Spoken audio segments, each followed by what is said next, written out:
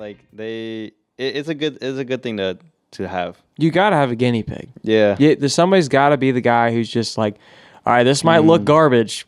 Just Yeah. prepare. Yeah. We're farting around. I hope you're okay to go bald if we have to.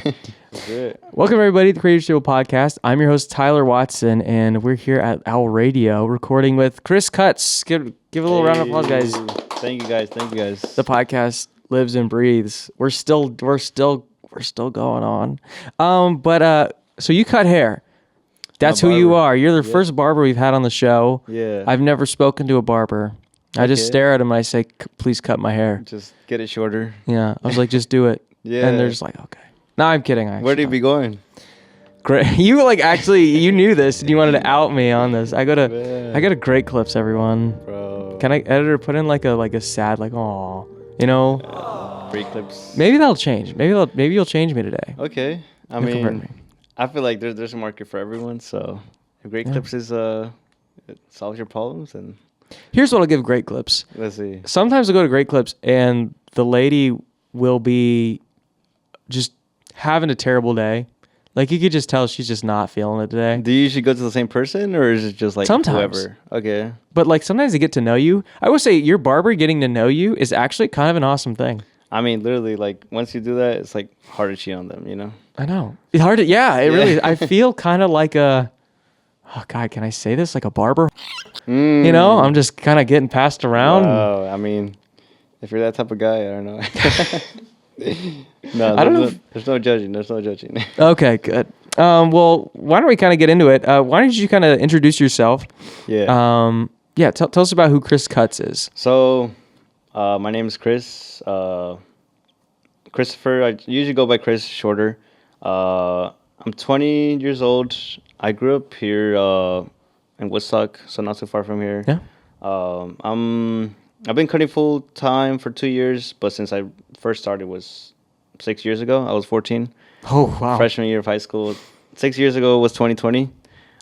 We could go a little bit about that, how I first started if you want, but that's a quick introduction. Let's get right into that. I mean, starting cutting hair at 14 years old sounds crazy. Yeah. So what initially gave you interest into cutting hair?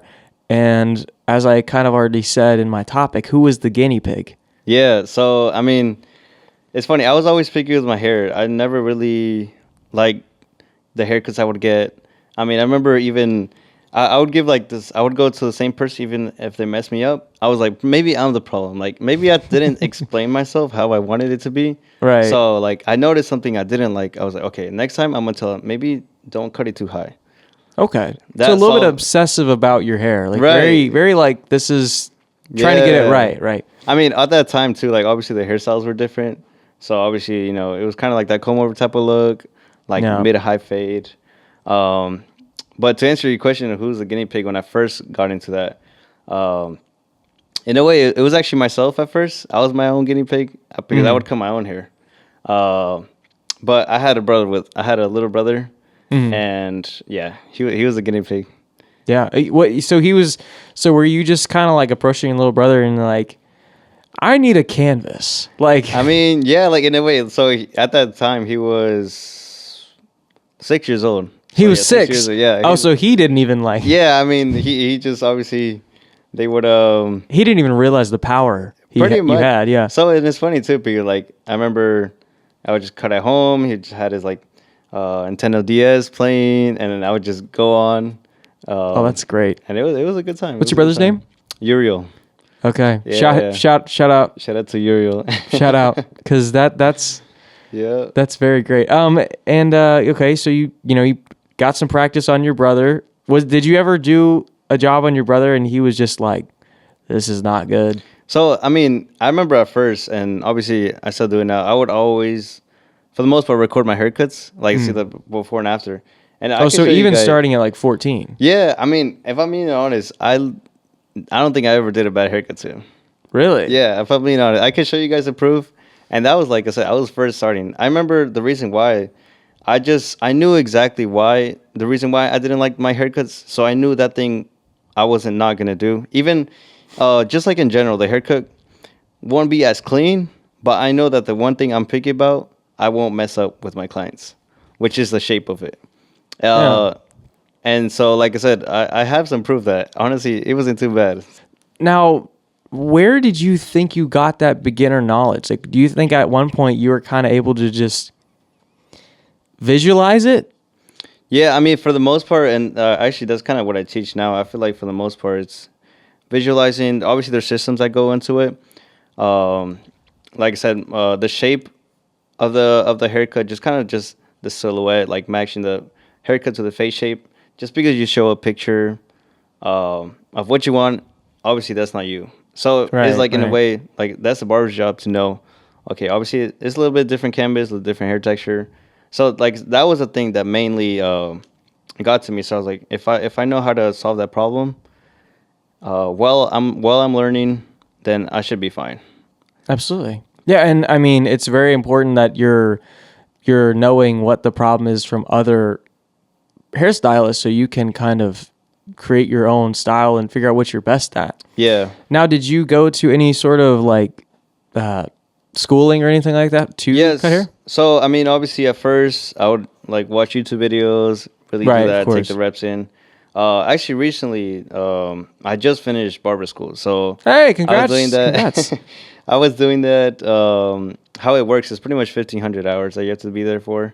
Oh wow, that's a lot. It was a lot. It's I started November 2024, and so I literally just finished last month, 2026. 1,500 hours later, I had my schedule. It's kind of up to you. But at that time when I was already full time cutting hair.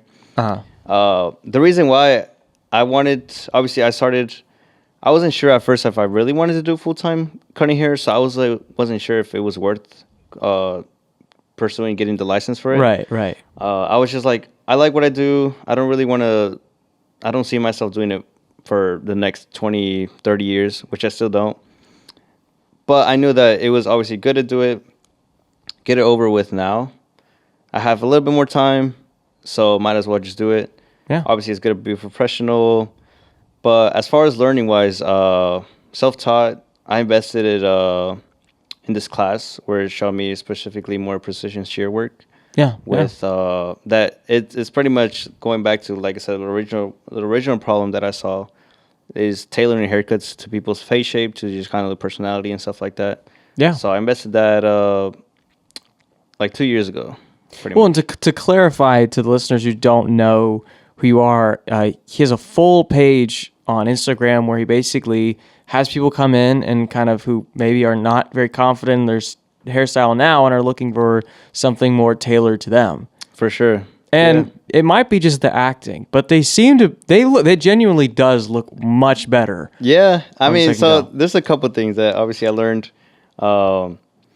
The haircut in a way too for social media purposes, and that's obviously in cases that how they actually come. You might need to make the before a little bit more exaggerated. Right. Maybe with the hair, maybe put some glasses. Yeah, you put some glasses on, put some fake acne. Just put like little clip. And then the after. I was gonna ask that, but I didn't want to sound like a jerk. Go for it. But I was like, I noticed one guy had a clip in his hair, and I was like, I don't think he wore his hair like that. It's funny. Like, I'm not gonna lie. There's actually a couple haircuts too where like I'm starting to do the sectioning and already doing the haircut, and then I think about it. Oh wait. Do you want to do a video? Oh, you're already halfway through. Yeah, so pretty much it's funny because like I always, especially I guess more like with mullet type of haircuts. Obviously, I start in the back, so it's like they won't see the back of the haircut when they're doing the consultation video.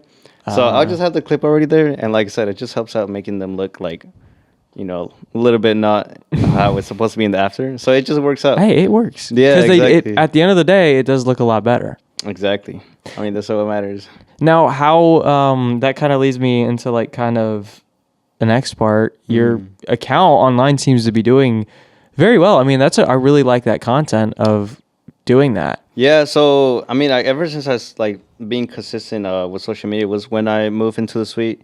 Before I would post content more like process type of videos. It would be something that I just kind of saw through social media that obviously other barbers did it. I didn't really have an idea of how to go about it or like what really to do. And then I had a mentor that helped me out throughout that. The main reason for obviously posting on social media on my end at first was mainly just to get clients. Yeah.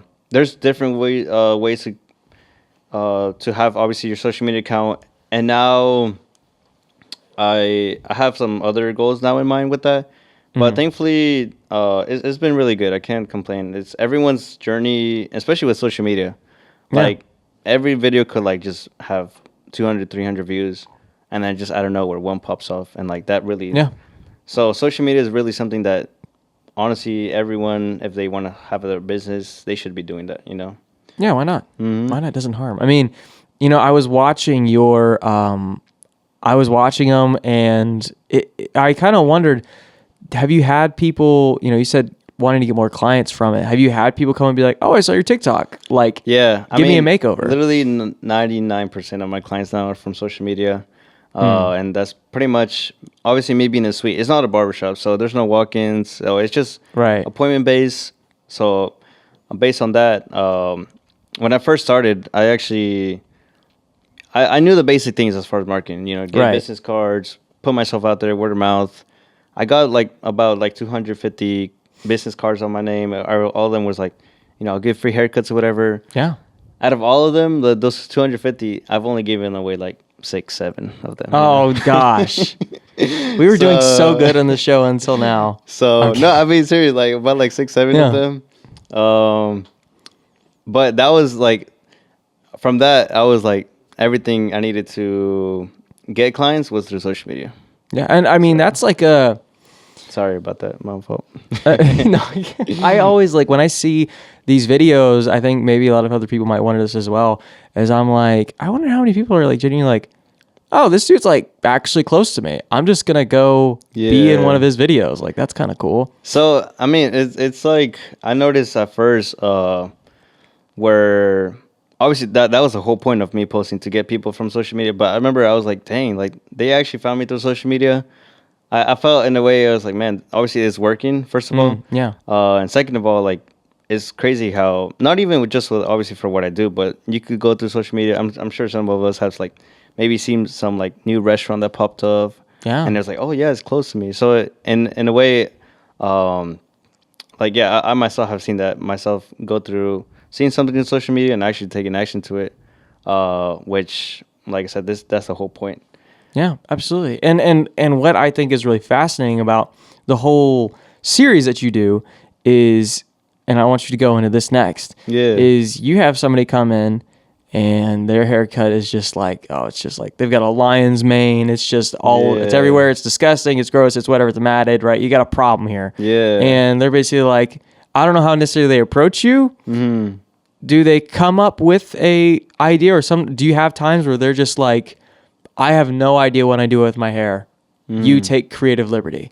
Yeah, I definitely do have those cases. I'd say for the most part, obviously, most clients have an idea of what they want, and obviously, it's intentional. But the type of haircuts I post is obviously the ones that I'd say I specialize in, or what I am good at.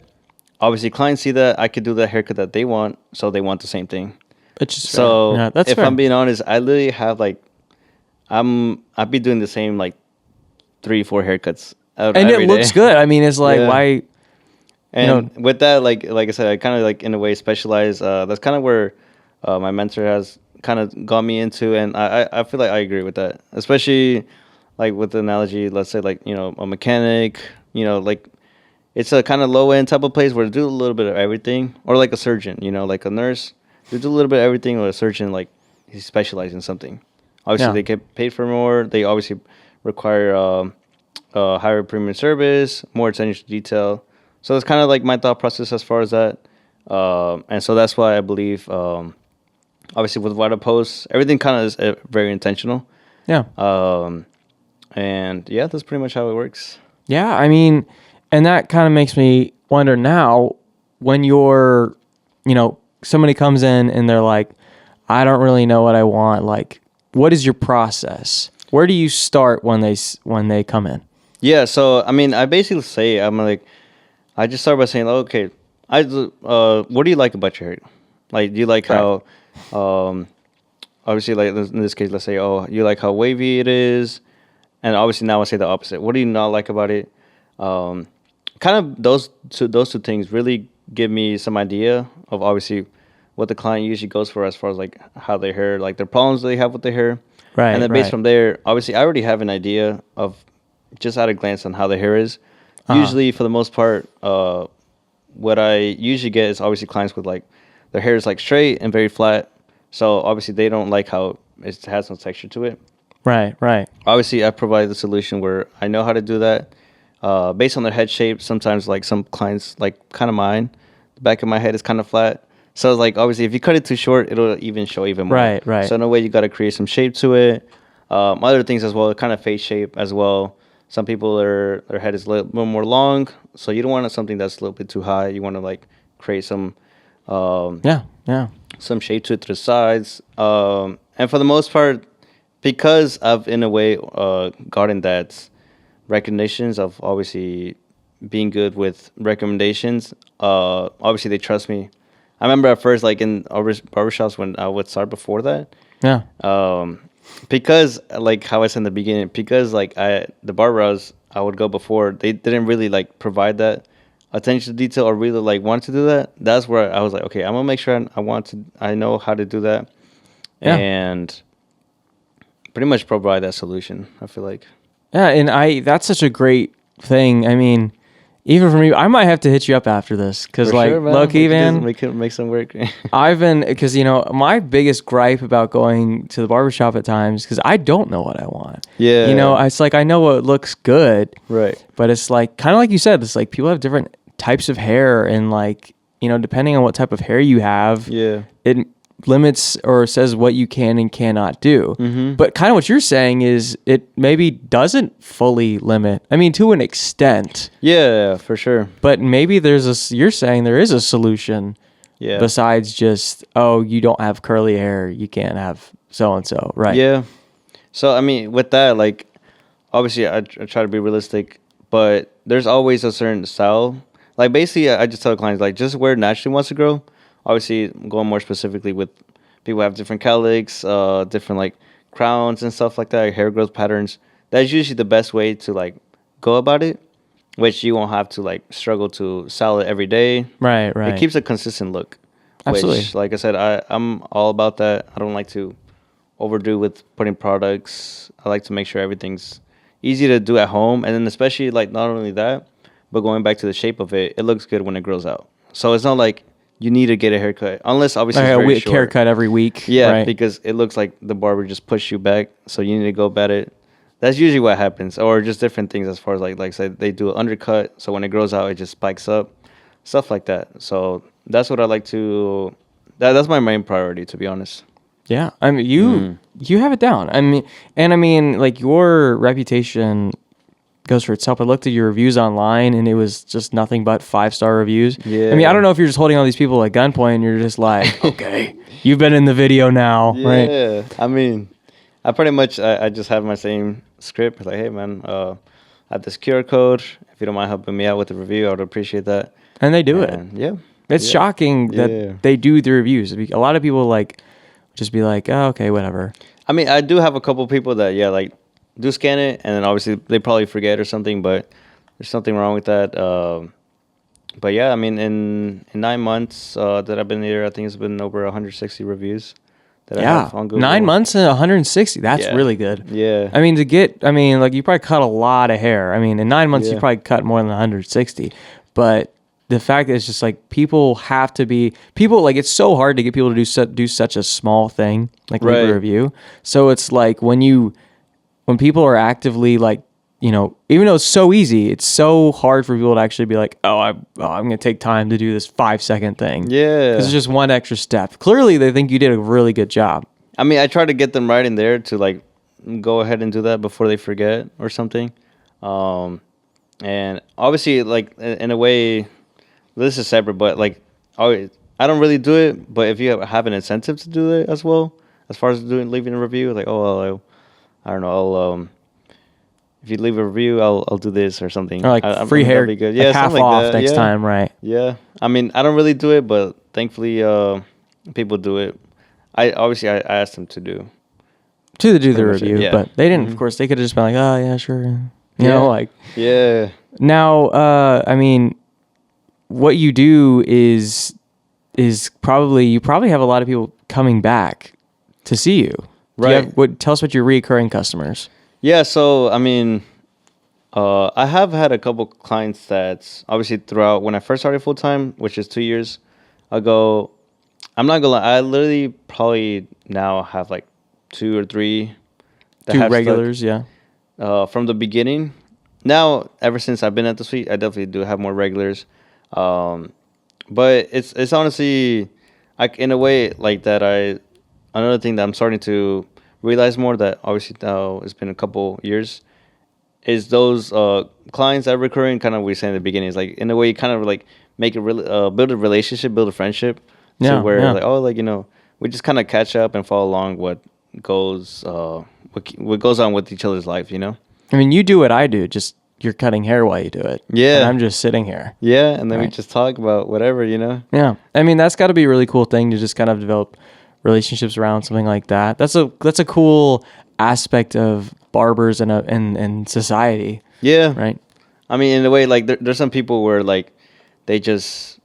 I remember I had a friend too where when I first started to cut his hair, I would always like try to make just small talk and kind of see the vibe if they really want to talk or they just want to cut their hair. So I remember with one of my friends or one of my clients who now is my friend, I would try to do like small talk, and I noticed that too. Like he was the type to be like, bro, just cut my hair. But pretty much from there, like I said, I kind of noticed the vibe, but Right. when there's the type of clients that they're always kind of open and like very social and like they like to make a conversation, it's always pretty nice. Well, that gives us a good segue. All my segues to the next questions have been Yeah. phenomenal here. That gives us the next segue, which is like awkward and uncomfortable experiences. I mean, again, you're handling somebody's hair. If you mess this Yeah. up, which again you said you didn't, I doubt you did. You have messed it up, but maybe there's a time where somebody needs to be like, "Oh, you should have done this. Oh, I didn't like this." Yeah. So tell us about experiences you might have in that realm of unhappy customers or uncomfortable customers. Yes, I'm genuinely trying to think. He's I've- just done too good, guys. So this is what I like to what I kind of had in my mindset at first is that there's no such thing as a bad haircut unless it's obviously too short. Because I feel like for the most part, the type of haircuts that you see, they're probably not finished. Like Right. there's some parts that they look bad because they're not finished. Like I said, unless if it's too short. But in my case, there hasn't been a time where someone tells me literally that they don't like it. That's good. Has been situations where, in a way, like I like to say, is it not that communication in the first part, which I like to make sure I do it on my end. There's some times where like the clients just genuinely don't really have an idea of what they want because like they kind of say Yeah. something, and then they're like, "Oh, I'm wanting something else." I'm trying to think. There is one story where the client didn't tell me nothing, but I knew it wasn't the haircut that they wanted, or what I pretty much asked for. It's funny because Yeah, no. this one kid, probably like 14, 15 years old. Oh. It looked like he had a super long hair. Uh-huh. It probably looked like in my mind I was like, I don't know, probably their mom told them to get a haircut. And they just didn't So, want to go. They were just like, go ahead. yeah, and so they're like, just kind of cut the ends. And I was like, I mean, that's it. It's like, yeah.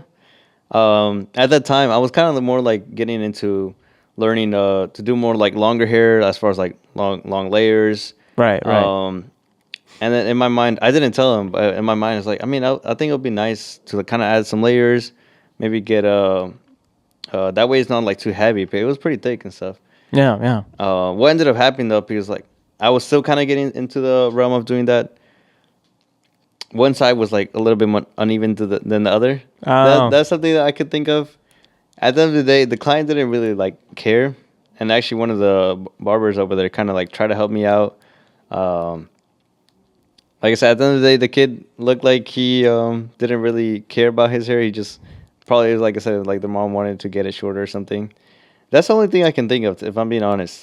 He's just like, whatever, just cut my hair. Yeah. I mean, it's like I feel like it's just like, people have ideas. They're like, here's a photo of Chris Hemsworth. Make me look like him. Yeah. And it's like, well, can't always do that. Yeah, I mean, with that, I like to break it down. Like I said, at least with that, I'm like, okay, what do you like about that? That's kind of the same thing about what they like about their hair.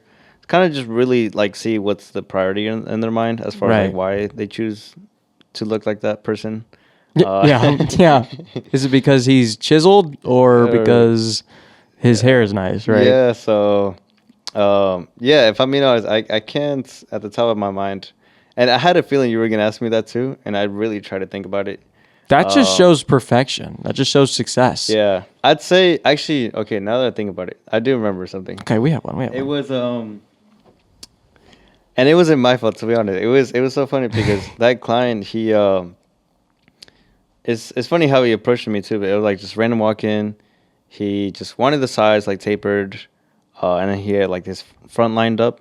I was getting into that, and it's funny because I feel like there's always two different type of barbers when they're first starting, where either you cut too much or you cut too little. I was always the type to cut too little because, like I said, I was always cautious. Can't put it back on. Exactly. So with him, I'm like, just in general, like I made sure to go follow where his hairline was. Supposedly, he actually claimed that I had pushed him back. There was nothing wrong because there was like, he said like the last person had pushed him back, and that these lengths on the front, he was still trying to grow it out. But it was pretty much like a man bun what he had. Okay.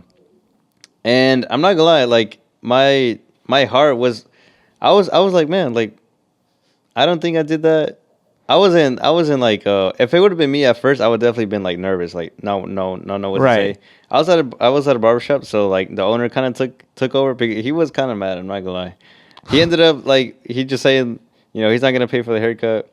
Did he pay? No, he didn't. Or like the owner says like, we'll just leave it like that. Yeah, it's like whatever. Yeah. Yeah, I'm trying to think. That was pretty much that. Dude, that's like, it's like, I don't know. It's like unless they really did something crazy. Yeah. Like if I said take a little bit off the top and you cut me bald, like yeah, I'm gonna be upset. Like something was drastically lost in context here.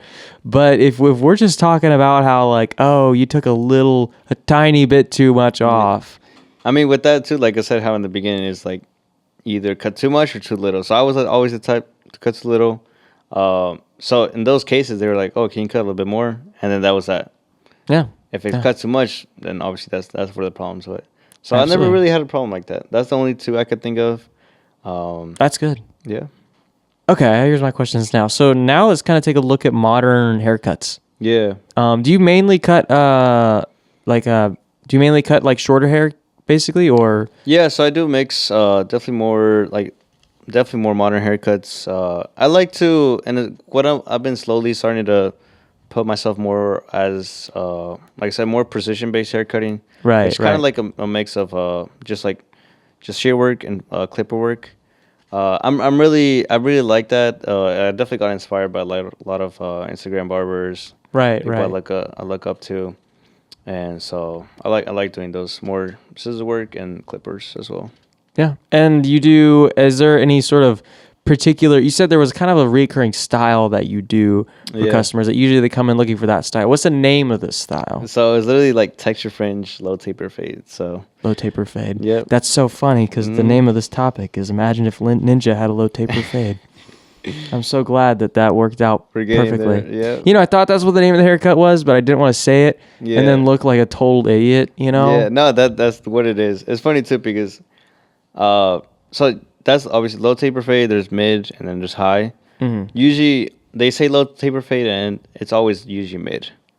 Oh, so like that's people not really knowing their knowledge on hair. Yeah, they just say it just because obviously that's what the popular is. You see the meme online, you're like, dang, this is wrong. I mean, even with that, obviously I tell them, okay, this is low taper fade. You do realize it's just the sideburns part.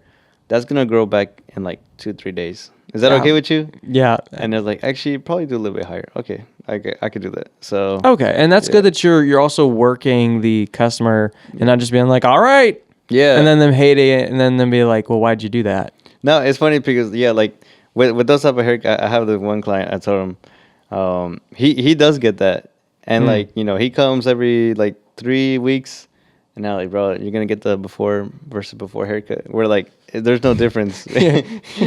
Yeah. Because like it's just low taper fade, and then he just like likes the bulk on top. It's those type of haircuts where, like I said, I obviously intentionally posted that because I know a lot. Obviously, that's a popular haircut, so I get a lot of people that get the haircut. I enjoy it, and I want to show more of what else I could do. Dude, Which I'm like is so serious right yeah. now. Like literally cut my hair. We'll set this up. Let's do We'll it, make it. man. I'll be one of your Yeah. victims for the video. I'm kidding. Do something creative. Would you Nah, do that? for real. My hair, me and hair is like. There's a reason I always wear hats. I always like hats. I like Okay. hats. Yeah. But I have really straight hair. Yeah. Look at me making the podcast about myself now. Nah, man. That's not I'm what. No, this is gonna happen. If it does happen, link the video in the bio. Me, because I'm the one who does that. Yeah, we'll do it, bro. We'll do it. Work. Now, the last question I have is, okay, you start at 14. Yeah. I mean, what are you telling the young barbers of the world of how to get into what they're doing and what not to do? So it's funny. I think about this a lot. Just especially because now that I finished school, where it's pretty much the way where if you genuinely trying to think that school is gonna be a good way to start to cut hair, and it is all over social media. So unfortunately, it's not the right way, or not the right way, but not. It's you're not the gonna best way. It's not the best way. That's the best way to say it. Absolutely. And there's a lot of what I notice, and like to know means I'm not a expert in everything. In a way, I do kind of notice there's some sort of trend that kind of goes on as far as like what they want to do more, which is obviously nothing wrong if that's what they like. Yeah. Definitely, like I said, just kind of doing the same thing that other barbers do. Like I said, not really like worrying about how the haircut looks when it grows out. Yeah. They Yeah. want to make sure the fade is good, obviously. And like I said, just going back to that low taper texture fringe haircut, I'm not saying that there's in a way kind of how my system works. I like to make sure obviously the transition to the sides to the top is good, but in a way they just do the sides and they just leave it bulky. There's nothing wrong with that. I'd say in a way, definitely being able to, if you're willing to, like how I said in the beginning, if you're willing to invest money into like learning from someone that has done it, to get in a spot to where you want to be at, instead of just spending time and just kind of figure it out on your own. I'm not saying just I guess people in general, like it's a good thing to have. You gotta have a guinea pig. Yeah. Somebody's gotta be the guy who's just like, all right, this might look garbage. Just Yeah. prepare. Yeah. We're farting around. I hope you're okay to go bald if we have to. That's good though. Yeah. That's good. So, I mean, like everything takes time, obviously, but I believe that there's some things where, as far as like knowing systems and kind of, like I said, learning from people that have already done it before, to where you can save a lot of time. I feel like. Yeah. And yeah, because I mean, are you talking specifically with just like the skill set part, or just like kind of growing the business? Just growing the skills, really. Skill set. Okay, yeah. I mean, skill set. Ultimately, I mean, it's what you do the most. Like specifically for the different type of hair texture. If I'm being honest, like I said, I have straight hair myself. I would do mostly straight hair clients. To where that like is how I said in the beginning. I pretty much specialize in that. I barely get any like curly to coarse hair clients, just because obviously that's not what I post, and I could do them. I wouldn't say for I guess my price point is worth it for them. Right. Because I like to solve a specific problem that specific hair client people that have that type of hair Right. can solve. Yeah, absolutely. So I feel like with that too, like if you specialize in something in a way for a certain problem that you can fix, I feel like people will come for you for that, Absolutely. So just specializing in something for barbers that are starting would definitely be good. Well, just get that knowledge where you can, Mm-hmm. and be okay to learn things. And, Yeah, for sure. And kind of walk into something of somebody who doesn't know anything, and be okay to learn. Yeah, for sure. Yeah, it's all about that. Yeah. Well, thank you for coming in today. This is a great recording. This is a great episode. Is there anything any shout outs you want to give? Anything you want to say to the people of the world? Well, I generally just came here really trying to connect with people. I think this is nice, especially obviously for what I do, for what you guys do. Obviously, creative work is something that I'm learning myself too, as far as like just posting content. So like shout out to everyone that wants to get into doing creative work, or any business owner, or they want to start something. Always go for it. There's not a right or wrong timing to do it. You just got to do it. No one specifically I want to shout out, but yeah, this is Criscuts. The little brother who was willing to be a guinea pig. Yeah, that's my shout out. All right, guys, thank you guys for listening to this episode of the Creator Stable Podcast. If you're interested in finding more episodes, of course, look up the Creator Stable Podcast wherever you listen to podcasts. Of course, you're probably listening to it, so you probably already found it. But other than that, also look up Criscuts on Instagram to find some cool videos and maybe go get a haircut. We'll say goodbye. Bye, guys. Have a great day, people. Yes.